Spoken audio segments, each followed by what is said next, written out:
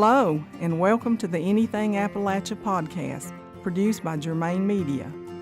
In each episode, we wander up and down the hills and hollers of old Appalachia, talking about its unique history, culture, and even some of the important issues facing it today.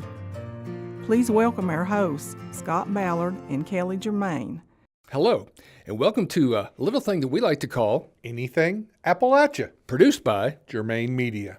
In each episode, we talk about what's going on currently with Germain Media. We also visit the jumping off place where we jump into a topic and just see where the road takes us. Then we have a little segment we call Them's Fighting Words, and we bring out the Hulk fist, and it's like Rock'em Sock'em Robots, and the champion.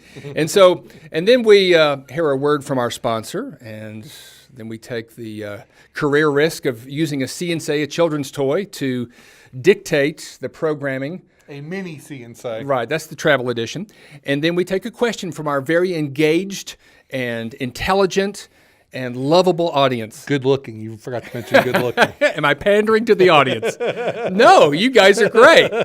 So the way we always start is I'll tell you that my name's Scott Ballard. I'm the host. With us off camera is our sound engineer, Whispering Tristan Ham. And beside me, as always, El Presidente, the guru. The guru? Guru.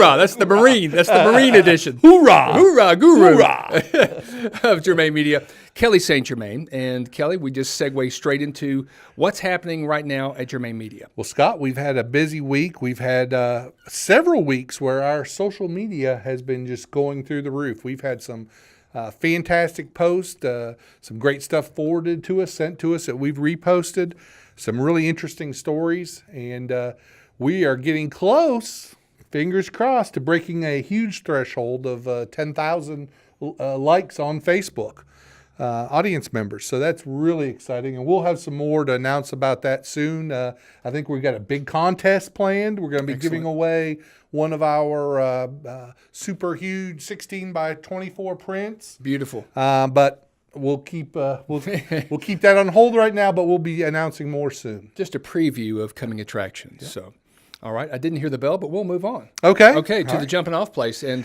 where are we jumping off today, Kelly? We are jumping off the beautiful mountain, Grandfather Mountain, over there in Watauga County. Okay.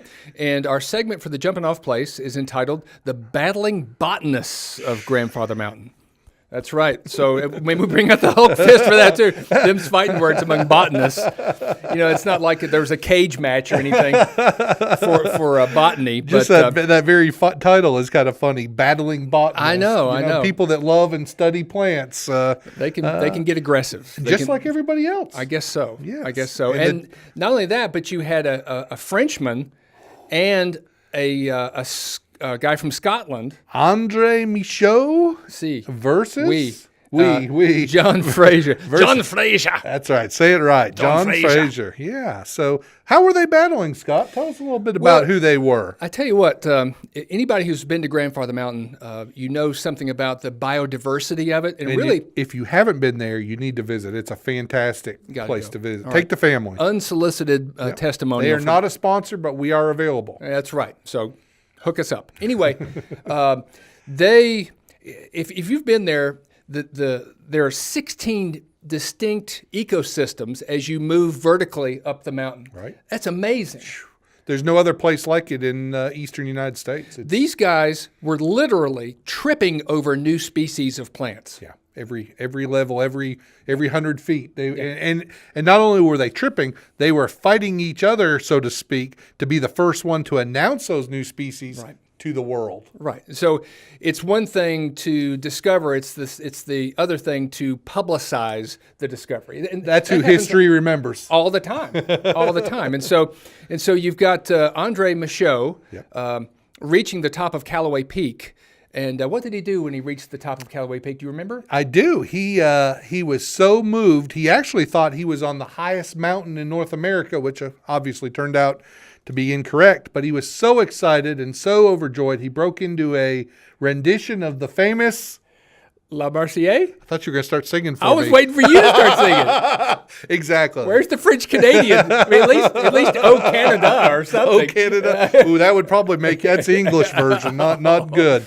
But yes, he broke into song and amazed everybody. I'm still waiting. Well, you'll be waiting longer. So I was thinking, well, maybe John Fraser broke into Scotland the Brave. And why is John Fraser so famous? He is famous today because of the Cadillac of Christmas trees. That's right. The Fraser fir. The Fraser fir. It was discovered before he got here, but they called it the Southern Balsam fir. Right. And so I guess he discovered the fact that it was a distinct subspecies of balsam, and is it sort of an ego thing? I can't remember if he named it after himself or not. I don't think he did. I don't think he did either. No. And what's kind of funny is that's what he is known for or remembered today. Right. But he actually, quote unquote, discovered hundreds of species. Right. And what they would do is they would pack up specimens of them, take them back, rush them back to Europe, try to beat, Michaud and other botanists who were all over the eastern United States at this time. Right. And they had places over there, not garden centers, but arboretums. Right, nurseries, really. Nurseries where they would replant these and then they would spread out through Europe that way. Well, and I think Fraser's main ticket was with the royals in Russia, believe it or not. Yeah. And Michaud was really gathering for one of those King Louis. One of the many King Louis in 3, Versailles. 4, 5, 6, yeah, 7. I don't know which one. May have been several King Louis over his lifetime, but for the royal gardens in Versailles. And not only the two of them, I mean, Grandfather, even today, is a mecca for botanists to go there and to study. Because there's so much, as you said, there's such an interesting selection or array of biospheres. One other name when we did a TV show on it a couple years ago that jumped out at me was a young lad who first visited the mountain when he was 16 years old on a trip with the Cincinnati Museum of Natural History. What was his name? Worth Weller. Correct, Worth Weller. And he was a young and budding, so to speak, botanist. And that's pretty good. That was off the cuff. And he came back when he was 18 years old, and he was fascinated by salamanders. And I forget how many species of salamander are on Grandfather Mountain, but there's some that are nowhere else in the world. Right. And he actually discovered one that is named after him. But do you remember what happened to Worth when he was 18 years old? He got caught in a storm on the mountain, which can be devastatingly difficult to survive. In this case, survive, right. Yeah, he disappeared during a storm at only 18 years old, and his body was found the next day, I believe, in a creek. Fell off some cliffs. Wow. But his enduring legacy is he does have a salamander, the Worth salamander. Right. And gosh, I collected so many salamanders as a kid, and I had no idea what they were. I just threw them in a bucket. So it's not that obviously a career in botany was not awaiting for me, although I did love them. So that was the bell. That was the bell. So we have to move on. We do. But Grandfather Mountain is it's got so many things. We'll have to come back. Absolutely. We'll have to come back to Grandfather Mountain. So hold that thought for Grandfather Mountain. Next up, we've got them's fighting words. And today's topic, we are going to be arguing about little white churches versus massive cathedrals. Oh my goodness, that's so easy. It is, and I'm going to go first, and I'm going to go on record as saying that there is nothing more beautiful than a little white country church. Okay. I absolutely, when I'm out and running around on a back road somewhere and you come around the corner and you just see a small, simple white church against the greens and the blues and you just think about all the history and the people that worshiped there and sang there and I don't think there's anything finer. Well, you know what? That's all well and good. That's so poignant and sweet. And quaint. Here we go. I said things heating up. We're going to argue about churches. But I've got one word for you. Yeah, what's that? Gargoyles. Gargoyles. So you're into all those fancy schmancy things. Where's the little white country church that has a gargoyle? I'm asking the question. Where are you from, boy? Well, the cathedrals. You ain't from around here. Those big cathedrals, That is the man's effort to show glory to God. Can you say ostentatious? Let alone I spell cannot. it? I cannot. Can you spell it or say it? I'm not going to do either. But the interesting thing about it was when they really came into prominence around the 12th century. Yeah, I remember that. Yeah, that was back a few years ago. And that was back when. Right. We always talk about back when. That was before back when. Predated back when. But antiquity. So anyway, you had this choice to remove your sins, as it were. They were given indulgences. An indulgence was if you worked on the cathedral, you were forgiven of some of your sins. Wow, that's one way to get free labor. Right. Whoops, I didn't say that. Well, the other one was to go on a crusade. So I'm thinking, wait a minute, I'm going to travel to a foreign land and probably die, and then as soon as I leave, they're going to take the holy city back over again. Or I could lay a few rocks. I could chisel some stone. Yes. So cathedral building was very popular. And the thing about that is we have them certainly here in the United States. Where's the nearest one? I would say probably the best nearest one is the National Cathedral in Washington, D.C., which took 83 years to complete, by the way. There's also there's a basilica, which I guess is a cathedral. Yes. I think there's only 12 or 13 in the country. There's one in Asheville. Really? Yeah, there's a Catholic basilica.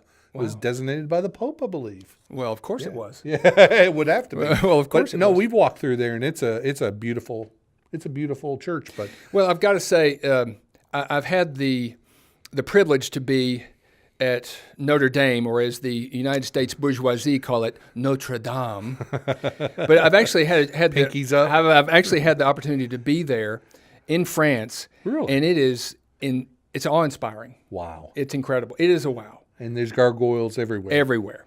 And they actually don't let you do this anymore, but years ago when I was there, you could go up on the second level on the outside.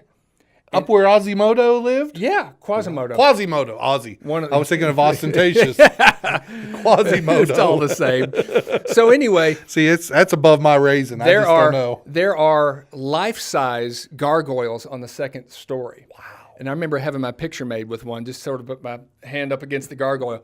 But that's fascinating stuff. And gargoyles, two purposes. A, to scare evil spirits away from the church. Right. The second they were downspouts from the gutters. To get rid of the rain. And that's where gargoyle comes from. Really? Is that the water comes out of their mouth and it makes a gurgling sound. I learned something. That's where gargoyle comes from. And that's actually a French word. Go figure. We were saved by the bell there. Yes, we were. Hey, I'll meet you halfway. How about we compromise and there's a cathedral state forest in West Virginia that's got, it's a remnant of an original forest, 133 acres. And I'm sure it's like church being in that forest. I bet it is, but I would rather meet you on an island 10 miles off the coast of Maine called Monhegan Island. My wife and I were lucky enough to go there several years ago, and it is only a small village on one end of the island, and the rest of the island is completely natural with hiking trails, and we hiked those. And do they have a small white church there? They do, a Methodist church in one end. But what I was going to refer to was the central part of the island where you hike through is also called the Cathedral Woods. Oh. And there are monster pines in there. And it was that same feeling of, you almost felt like you were in church. It's a reverence that you feel when you're in a forest like that. Yep. I think we just did the jumping off place again. I think somehow them's fighting words became morphed into the jumping off place. So now we'll jump into our sponsor and a word from patreon.com/Germain Media. Today's podcast, Scott, is sponsored by our audience members who have gone to patreon.com/Germain Media. And they've made a contribution, if I can read, and a show of support. These audience members recognize that all the free content that we share every day is not free to produce. It costs Germain Media a considerable amount to produce all the videos, podcasts, photographs that we so freely share. And these folks want to support our work and mission in preserving our rapidly disappearing Appalachian history. Would you consider supporting us at patreon.com? By going there, you can donate as little as $1 a month, and this is the best part, earn some great rewards. We've learned there are strength in numbers. Social media has shown that. If only a small percentage of our audience, if 500 out of 1,000 or 8,000, 9,000 people would contribute $1 a month, we could continue doing some really cool things like our back when videos. So please visit patreon.com/Jermaine Media and consider becoming our patron. There I go again. We would truly appreciate it, and honestly, we can't do it without you. Yeah. Thank you. Yeah. Thanks for considering that. So moving on, we go to the See and Say segment, and each of these categories here, animals is now, we're barnyard animals. I'm going to throw one. I'll flip it, and we'll go to a new set of animals. Okay, and we'll just see where it takes us. And each one is has a corresponding theme or person attached to it. Yep. So, and here we go. Everybody listen closely. We always have a challenge in trying to figure out what animal we got. Tristan? If our sound engineer doesn't know what it is. I heard a wheat, but I don't know what it was. Do it again. All right, here I'll shake it up. Shake it. I'll flip it back. We got it. A dog says woof woof. We're going canine. All right, I'm glad we got through that segment. It's always a... What does canine correspond to? Canine, interestingly enough, corresponds to white-tailed deer. I don't know who assigned that one. But it's random. What do you have a affectionate pet name for white-tailed deer? I do. They're vermin with good public relations. Vermin with good public relations. I can understand that completely. We can go on forever, but just to talk about the history of how are we so overrun with deer? Well, it started back when, and this is a whole different segment. We talk about the term buck. $1, a buck. A buck was a tradable currency, a buckskin, I should say. Buckskin, exactly. And so they were completely overharvested, incredibly so. I mean, to the point where, even as recently as probably the 30s, yes, nobody ever saw a deer in the high country, in North Carolina high country. There were not there, and that is hard to believe today. Oh yeah, there was not a deer anywhere to be found. Talk to some old timers, and they'll tell you that they didn't go hunting for deer. Yeah, no, there weren't any. There weren't any, and also there were no turkeys. Today we are overrun with white-tailed deer, and turkeys are everywhere. Neither one of those two species were virtually existent as recently as the 30s. At that juncture, it was estimated that the white-tailed deer herd in eastern half of the United States was 300,000 total. Wow. Guess what it is now? It's probably several million. 30. 30 million? 30 million. Wow. And so what's happened That's a lot of vermin. That's what happens. And the other part of that is through conservation efforts, but also we took away all their natural predators. Yeah. Yeah, the wolves are gone.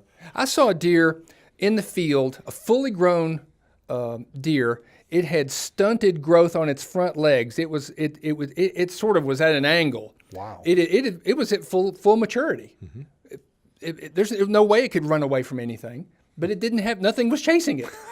So, but anyway, that's, and the insurance industry certainly has something to say about it. Yes, absolutely. But going back to how did they get so prolific? Well, A, certainly we took away their natural predators, but B, we also had to actually import deer from the Midwest and from Pennsylvania. Yeah, Pennsylvania. They brought them in, and we've heard stories in Allegheny County where they had a pen of them, and over near Roaring Gap, I believe, and some escaped there, and then they purposely released them. Same thing with turkeys. Both of those are reintroduced species that have just gone beyond anybody's expectation. They're everywhere. I wonder what elk is going to be like, because they're reintroducing elk in the Smokies. Yeah. And certainly in Kentucky. So interesting stuff. So so just within our lifespans, species that were extinct, even eagles. nobody saw a bald-headed eagle, in Ashe County Right. until recently. And I was driving over a bridge the other day up on 221, looked over. By the river? Yeah, by the river. Yeah. And there was a huge dead tree and a limb sticking out over the river. Yeah. There was an eagle, bald-headed eagle right there, just kind of surveying his domain, looking That's up and awesome. down the river. Well, the same with bear. Bear is the same way. Yeah. You didn't see bear 30, 40 years ago. Exactly. You see them everywhere now. So, All right. that's the hunting segment of our show. And now we take a question. This is a great question. I love this question from Pam in Piney Creek. Yeah, we get this question not infrequently, but, we post a lot of old pictures of dour-faced old-timers and their spouses, and they're never smiling in those pictures. You got to take a selfie. Wait. Oh, here we go. Okay. You'll see why in a minute. And where was I? Oh, and so the question completely rattled the cage. But people never smiled in old-time pictures from the Civil War up until recently. Why? And so the question is, why didn't people smile in old pictures? Sorry, Pam, it took me so long to get to your question. I interrupted. That is from Pam in Piney Creek, North Carolina. Do you know where Piney Creek is? Just across the river. That way. That way. That way. Well, when my family came across, my ancestor was at an oar. We were not by the helm. Gotcha. My sense of direction just isn't. Yep. So that's over in Allegheny County. And right. so her question is, and we'll get a T-shirt and a hat right out to you, Pam. We appreciate you sending that in. Mm-hmm. Why didn't people smile in old pictures, Scott? There's a lot of reasons. No, there's one reason. There's one main reason. But and it is they didn't want to. Right. They felt, no, seriously. They felt like this is a once in a lifetime kind of thing. Yeah. They did not have their pictures made every day. Like selfies. I mean, go to Facebook. As you can see, there's selfies every day, all the time. Yeah. This was a once in a lifetime potential of it's an important thing. Yep. And you don't want to have a goofy grin for posterity. Boy, things have changed there. There's going to be a lot of embarrassed people in 30 years. Well, the internet, right? Well, they say nothing ever vanishes from the internet. Once it's on the internet, it's cached somewhere. Yeah. No, you're right. It was a serious thing, and to get your picture taken, and this was how your ancestors, or not your ancestors, but those that followed after you were going to, know you, and they wanted it. It was a serious occasion. Debunk some of the other theories for me then. There are other theories. Debunk them. Well, I mean, the biggest thing is that smiling has not become a cultural norm until fairly recently. Right. I mean, if you look at paintings going back to the Middle Ages, are they of people smiling? Mona Lisa. That's about as close to smiling as they got. Right. Well, in the debunking, demythifying department, it was Is this MythBusters? It is It's old photo MythBusters. Is that they had bad teeth? Yeah. Well, everybody had bad teeth. It wasn't because my teeth are bad and somebody will think less of me. Right. Also, exposure times could be as long as 5 minutes. Yeah. Do that. Yeah. For 5 minutes, it's really difficult. Mm-hmm. And I think there was one other one I can't think of right off the hand, but those were not the main reason. The main reason is that they were serious. It was a serious occasion to have your picture made. It was, and just because, but on the other hand, you don't want to make the assumption that just because they were not smiling that they weren't happy. Oh, they weren't content. They were not solemn as people. Some people want to think that, oh my gosh, their lives were so terrible and horrible. That is, you can't make that assumption. No. They had a lively sense of humor, and it was much more of a cultural thing. It was not in or popular to smile for photographs. We have ignored the bell quite successfully through this entire podcast. And our silent producer is not so silent. He keeps gesturing at us like, guys, wrap it up. It's time for lunch. I'm ready to get on down the road. Well, thank you for joining us for this Anything Appalachia podcast. We invite you to share it with your friends and family on Facebook. Also, follow us on Vimeo, Instagram, Pinterest, and there's always another one. What did I... You got Instagram. Vimeo. Yeah, I think we got them. Anyway, or just follow us down the street. It's all good. In the words of our good friend Mickey Pruitt, y'all have a good one, and holler if you need us.